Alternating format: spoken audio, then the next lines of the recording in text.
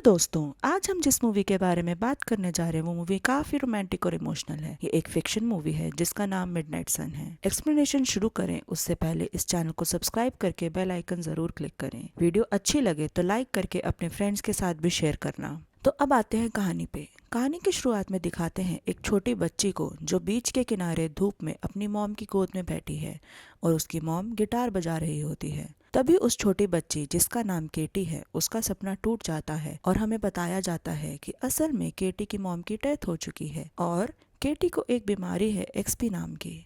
दरअसल ये बीमारी एक जेनेटिक डिजीज है जिसमें अगर इंसान सूरज की लाइट में आता है तो उसे स्किन कैंसर हो सकता है, उसके दिमाग पे असर भी पड़ सकता है और लास्ट में डेथ भी हो सकती है। इसलिए केटी सारा टाइम घर में रहती है और उसके विंडोज पे कुछ खास किस्म का शेड लगा हुआ है जिससे दिन में सूरज की किरणें घर के अंदर ना आ सके। केटी कभी स्कूल नहीं गई, ना ही उसका कोई दोस्त बने। एक दिन एक छोटी बच्ची केटी के घर आती है और उसके फादर से केटी के बारे में पूछती है। उस दिन से केटी, उसके फादर जैक और वो बच्ची मॉर्गन एक साथ वक्त बिताने लगते हैं। केटी रोज एक लड़के को अपनी खिड़की से स्केट बोर्डिंग करते देखती है।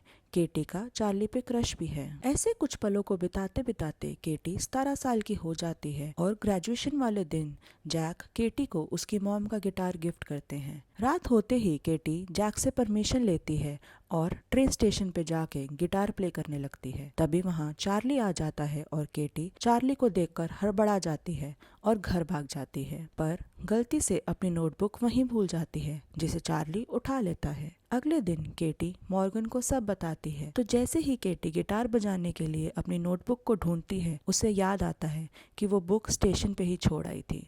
तब वो मॉर्गन को बोलती है कि वो स्टेशन पे जाके बुक ढूंढ दे। मॉर्गन जब स्टेशन पे पहुंचती है तो देखती है कि वहाँ चार्ली पहले से ही बुक पकड़ के केटी का इंतजार कर रहा होता है। तभी मॉर्गन को इन दोनों को दोबारा मिलाने का आइडिया आता है और वो केटी को मैसेज करती है कि उसे अपने काम से जाना पड़ रहा है और वो बुक उसने स्टेशन मास्टर को दे दी है। केटी रात होने पे जब वहाँ पहुँचती है तो देखती है कि दरअसल बुक तो चार्ली के पास है। तभी चार्ली केटी को देख लेता है और वो दोनों आपस में बात करने लग जाते हैं। उसके बाद वो रोज रात में मिलने लगते हैं, पर केटी अपनी बीमारी के बारे में चार्ली को नहीं बताती। अब दोनों एक दूसरे से प्यार करने लगते हैं। जैक और मॉर्गन दोनों केटी को बोलते हैं कि उसे चार्ली से अपनी बीमारी के बारे में नहीं छुपाना चाहिए।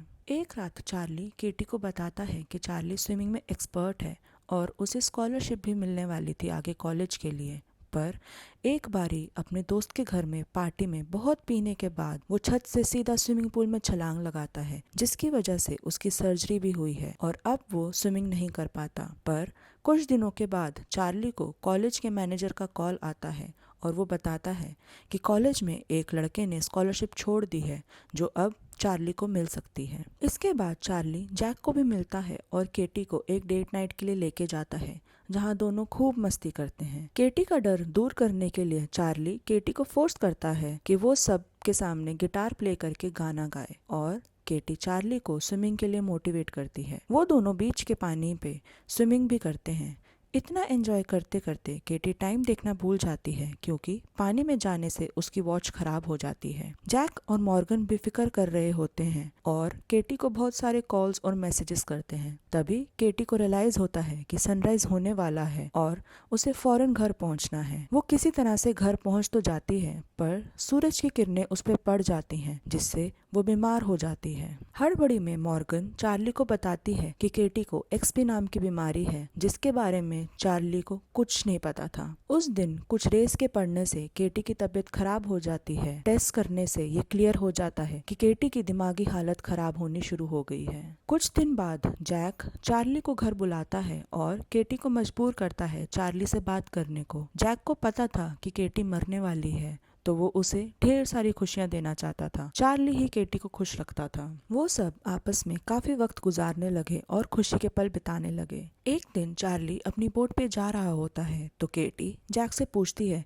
कि क्या वो भी जाके सनसेट देख ले। वो लास्ट बार सूरज की गर्मी को महसूस करना चाहती थी। जैक मान जाता है और केटी को चार्ली के साथ बोट पे भेज देता है जहाँ केटी सूरज को महसूस करती है जैसे वो सपने में करती थी। इस कारण उसकी डेथ हो जाती है। लास्ट इसमें हमें दिखाते हैं कि केटी की अस्थियां वहीं बीच पे परवाह करते हैं जहां उसकी मॉम उसके लिए गिटार प्ले करती थी। इसके साथ साथ ये बेहद ही खूबसूरत और प्यार भरी कहानी का अंत हो जाता है। ऐसी और मूवीज की स्टोरी जानने के लिए इस चैनल को सब्सक्राइब करें और कमेंट करके जरूर बताएं आपको ये स्टोरी कैसी लगी।